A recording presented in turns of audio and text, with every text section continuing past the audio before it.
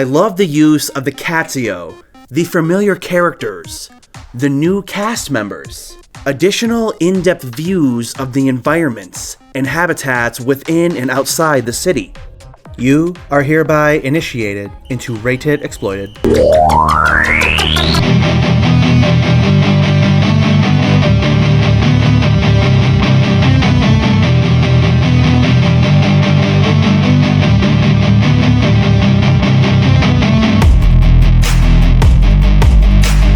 Use of guinea pigs in the intro. Hype is building throughout. But to appreciate, to speculate, let's take a retro look at where it all began. The original themes are deep, far more than one can comprehend by the trailer alone, like so many adverts appealing mostly to children. Zootopia displays a bright, cheery story of determination and self-actualization. Discovering its genre of buddy cop comedy confirms any interpretation of these advertisements. The fictional reality. See what I did there? An in-depth dehumanized animation of protagonist and deuteragonist learning through each other, challenging role and acceptance in a domesticated society. It cannot truly be a buddy cop comedy without a classic police chase. Through multiple environments, it involves Gary included with the duo. Look how fluent Nick is beneath the surface. The trio then submerges in Tundra Town. An idealistic choice, showing the varied environments to be introduced in November. I get the impression these three are indeed fugitives. Perhaps Gary is just a facade, or he's completely innocent. Don't feel bad for Gary, as snakes don't have ears. Judy's air horn even mimics the tranquilizer of the original teaser trailer. Wolf Children is also dehumanized, and the only additional film I can rank besides Zootopia. Yes, I am comparing a dark urban fantasy anime to a family-friendly animation. Definitive proof they are the superior examples of anthropomorphic depiction. This is the stage for the sequel to thrive and build off its predecessor. 2016 proves a big year for multiple anthropomorphic animal animations, but Zootopia reigns, dominant in treating its characters as beasts. Contributional moments for Zootopia begin with the urban introduction. We're witnessing the layout, the geography on the same level as Judy. The incorporation of habitats and varied climates interworked into the urban society, creating a thriving environment. It's the magnitude of this introductory that rendered my doubts out of existence. The function of the rainforest district, supplying moisture to Tundra Town, completed by the sequential trio of transferring heat to Sahara Square. Structurally, the ordeal moment of the movie is Judy's mistake of hurting Nick, inadvertently turning carnivore and herbivore against each other. It is the defining moment of Judy achieving her dream, all she has dreamed of since she was a child, but at the cost of everyone's peace, and the bond she and Nick share. The gondola scene is the first heartfelt moment of reciprocation between protagonist and deuteragonist. The viewer coincides with Judy's perception. She's seeing Nick in a new light. He's using absolute honesty and has earned her trust, standing up to her own authority. The success of solving the missing mammals case, breaking up only to reunite stronger than ever. The duo herald reputation for solving what Nick describes as Zootopia's biggest case. I visualize the undercover act is a setup by the villain. Create a prominent conflict within the urban metropolis. One of immense concern, the ZPD won't think twice about assigning to Wilde and Hops. Select a newcomer and forge the blame on a character no one knows, instituting the fear of the unknown. From the film's beginning, the duo are heading into a trap of antagonistic intent. This artifice creates the ideal distraction by diverting public attention.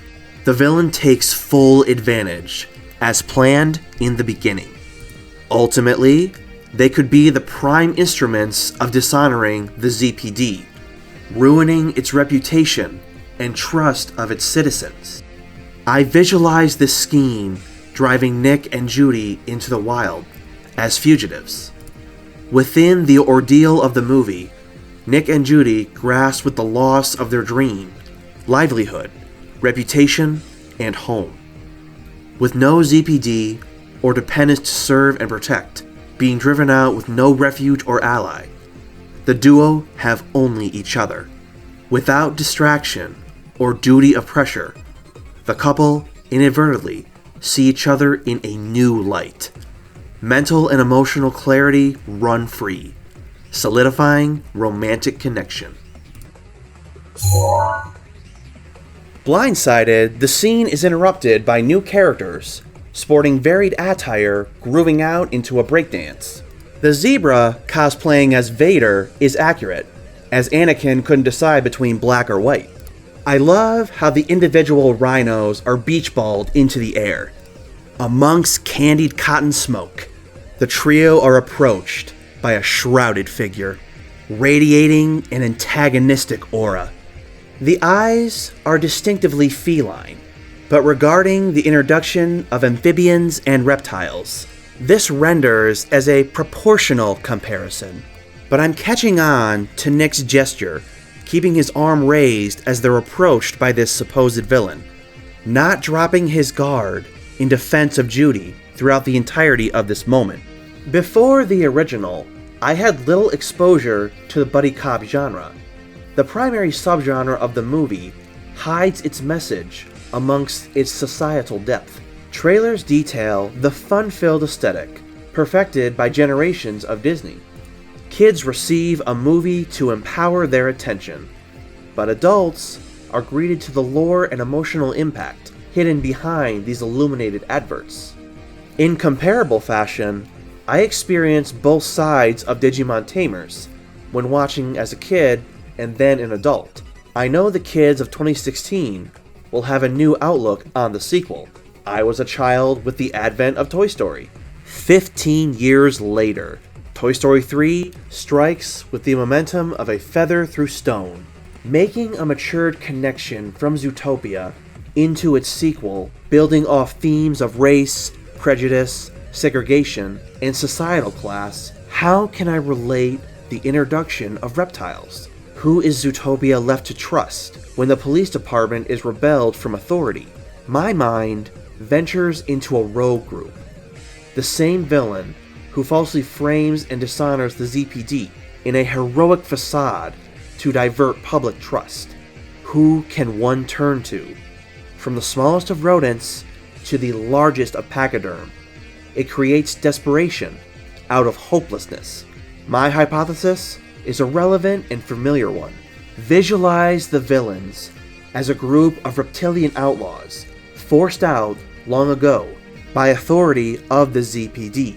Perhaps it builds upon Zootopia, described exclusively as a mammal metropolis. A potential twist on a familiar animalistic premise, an ideal way to honor a favorite outlaw and historical reputation. Leading into the title sequence, we are given a visual roll call of new and familiar muzzles. Mr. Biggs, Clawhauser, Gazelle's dance team, Flash, Yax, this stud of a stallion, judging by the suit, probably the new mayor. Hold on, are they going for a Fabio likeness? The walrus, who nearly devoured our protagonist. Dawn Bellwether, who I didn't expect on returning. Lately, Disney sequels have not carried their villains over.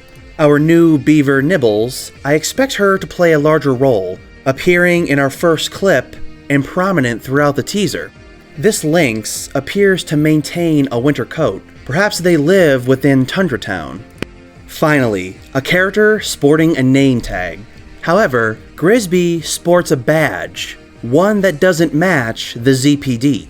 This anteater displays a pair of forelocks and a mob boss exterior, perhaps a rival to Mr. Biggs. a domestic goat, Kozlov looking very sleep-deprived, Bonnie and Stu before meeting their daughter's partner in law enforcement. This zebra duo clearly sport a ZPD vest and badge. Here is a third variant displayed on this bulletproof vest of the boar mushing after the trio. Are we getting multiple police departments? Welcome back, Duke. Frou-Frou displaying on the same donut that nearly crushed her. 9 years later, we have yet to reach a first name basis. That doesn't resemble a tank top. Prime plushy product. Judy, is your landlord in a smock? The presider over Frou-Frou's wedding, Miggins doing his best impression of the DreamWorks face. Vertical tourism. Herbivorish vegans, finicky hops, Morkbine porcupine, sunburned Rufus, gentleman Rango, and a Jawa to go with our Vader. 9 years onward, 7 months ahead. New details await speculation. From perforated tickets to IMAX projections. As dissected by Dr. Fuzzby in our first full trailer, I'm here to break down, to elaborate on our newest advert. To utilize one adjective in describing our new trailer, chaotic. So indiscernible, there's no point of clerical structure. It's difficult identifying a single theme, as the trailer throws so much variety at the viewer. Multiple points within Zootopia yet to be revealed. Within confusing natured interpretation, this will allow viewers to go in blind. I must say, the trailer is comparable to Resident Evil Requiem. To elaborate on this observation, both trailers are equally enticing, without any reveal going into spoiler territory. Let us delve into the behavior within the trailer. As a fan of psychology, Judy is clearly outspoken, taking initiative in leading the investigative escapade. Nick hides his discomfort and refrains from opening up, especially to Judy. I suspect the reasoning regards his past. Judy reaches out, and Nick is disciplinary to her advances.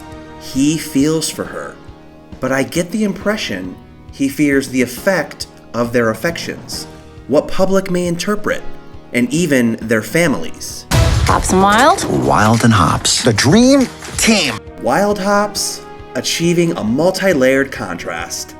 Regarding voiceover, Gary only has one line featured, an apology and claiming he needs to help his family. Retroactively, he's described to have a shady past. Nick grants our one piece of input. No snake has set foot in Zootopia in forever. The scene most prominent in my observation. Bogo describing this as a make or break case. Consequence? Nick and Judy's partnership will end. In contrasted comparison, it reflects the threat to Judy's livelihood from the original movie, if she failed in finding the missing mammals. In contemplation, my mind asks, what paw out of line brought on Bogo's hostility? Simply observe how empathetic and respectful he became in the original. My guess is a collective fault between Wilde and Hops. This foreshadowing threatens Nick and Judy being split. This could gain momentum building into the constructive relationship to embody the buddy cop genre. How do they relate? How do they speculatively intertwine? Unlike the teaser, we don't see a whole lot of secondary characters featured in the background, but non-integral to the trailer's flow. I'm thankful for maintaining on protagonist and deuteragonist, prioritizing our new trio, a struggle apparent in concept, yet vague in details. But here, I will speculate outside what we have witnessed. Nick's mother. We have no confirmation Nick will reunite, but Bonnie and Stu have appeared only in the teaser.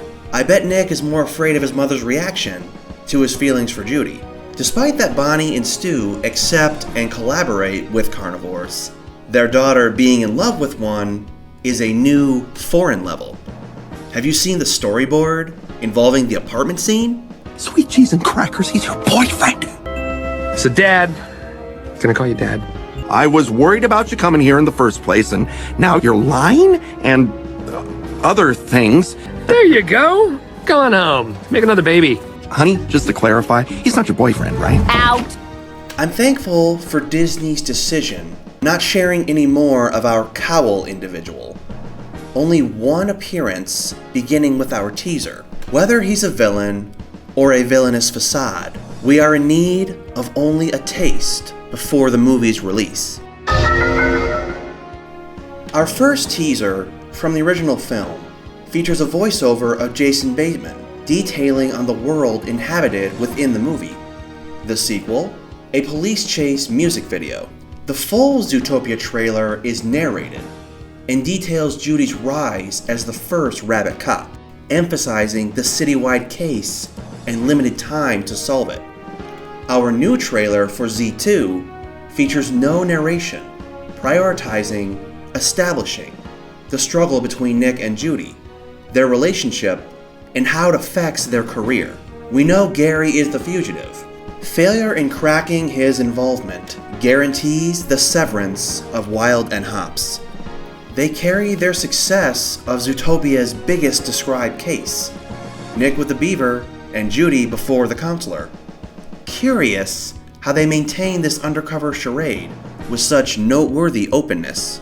A prominent point of reciprocation is Judy tapping her foot in discomfort, then described by Dr. Fusby as Nick. His disconnected affectation as her emotionally insecure partner. Preceded by Judy's congratulatory one-week anniversary.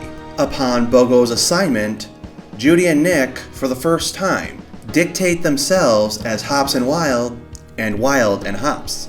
Hops and Wilde? Wilde and Hops, the dream team. Hard-hitting these romantic implications are.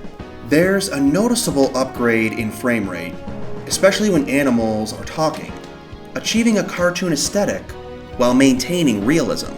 I especially love embracing the vagueness of the trailer, and accumulated difficulty in piecing together much of a plot. Leave that for the actual premiere. The use of the therapy segment to preview the trailer is ingenious, establishing the reciprocative conflict before transitioning into the full montage. I get the sense it will be more action-focused compared to its predecessor, thematically carrying a police chase. Will the movie itself enact a chase from beginning to end? It worked for Mad Max Fury Road. In Empathy, Gary is trying to help his family, as he self-describes. Nick details there has not been a snake in Zootopia for many years. Citizens are afraid upon his arrival, but I suspect it's a reputational fear, rather than a ophidiophobic one. Prejudice towards poeciliotherms does build off the explored themes of our 2016 masterpiece. In summary, there is great spectacle in variety of shots, multi-environments and perspectives, locations anew and unfamiliar within the urban metropolis. Genre humor is directly on point. Familiar jokes, such as Francine and her mouse partner, refreshed in comedic moments, from Nick and Judy's repressed emotions beneath a failing facade. A predator pointed out that Nick responds with a joke in diverting Judy's advances. Factually, his partner Doe is supportively manifesting. We acknowledge her love and care, and I suspect Nick withholds a deeper affection. Primary examples: the gondola scene. She and Nick have their first reciprocating moment, following his defense of her against Bogo. In a comforting gesture, Judy rests her paw upon Nick's wrist, consoling him from his past experience. Nick withdraws and imitates a traffic monitor. Second example, the final scene in our first official trailer. You know, this is not your worst idea. Wow, that was almost a compliment. Your worst idea is what you did with your ears. A fine and an ideal observation. Don't know what the future will carry, But again, I want that heralded by the film's official release in November. Much remains for dissection between our teaser and trailer. 9 years onward, people are still discovering, breaking down, and evaluating the past, present, and future of the original film, proving the expansive depth of Zootopia from its concept art and announcement in 2013, the character shift 1 year later, and the official conclusive launch in 2016. This video proves a longer endeavor than I expected, accumulating so much from a trailer less than 2.5 minutes long. The variety ensures more videos ahead, more opportunities to dissect, and new territories to speculate for the upcoming launch. I look forward to these new findings, fresh observations. But for now, if I've salivated your appetite for Zootopia content, I have an abundance of videos listed in the playlist, linked directly below.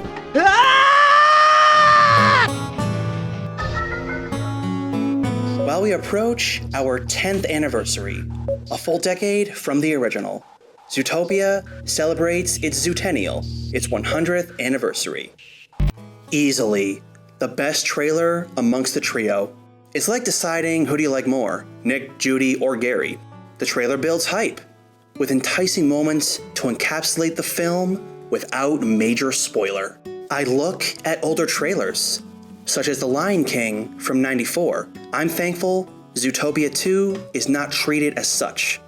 Amongst the teasing, speculation, and interpretation of marketing, our 3 trailers only build expectation with overarching detail, collectively achieving Disney's perfected marketing. At roughly 6.5 minutes, the mind achieves a hypothetical structure by varied scenes and relevant dialogue. Looking to the stormboard behind Bogo, we see this mugshot of the anteater, leading to the same shipping container Judy ends up lockpicking.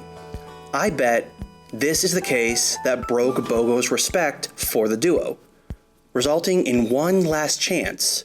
Case failure will divide them.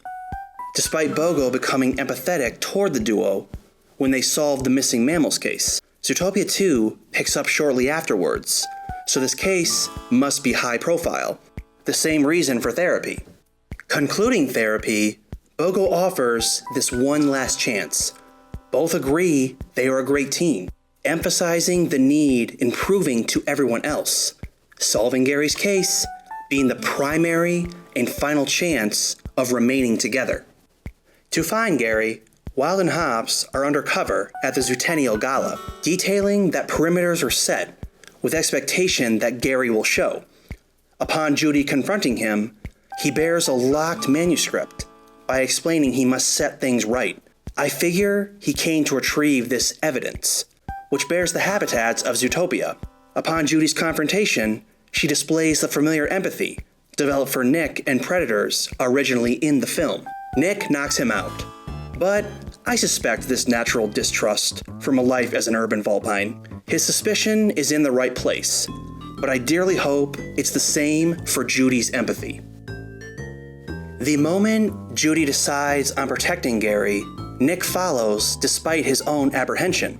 This is when the Linksley family initiate the trio need to be found, ordering Winganser, surprisingly not mentioning Gary. The boars lead the chase, and the teaser displays the ZPD pachyderms are also in pursuit. But our boar duo don't wear an identical emblem. Could this imply another police force, division, or a corrupt authority posing as cops? They are teaming up, but we can only speculate why they pursue outside of uniform. Naturally, I gravitate toward the Linksley family as villains. Cowl, who I refer to as our shrouded figure, has feline-shaped eyes, but I doubt it's Pawbert, as it does not make sense for him to appear 3 separate times in the teaser. Check out the zebra duo, who clearly sport the ZPD badge. In perspective, Judy is experiencing what Nick dealt with since being a kid. Bogo enacted instant distrust after Nick witnessed Mr. Munches going savage. To save her own dream, trusted authority puts her in the paws Nick has trekked from the beginning.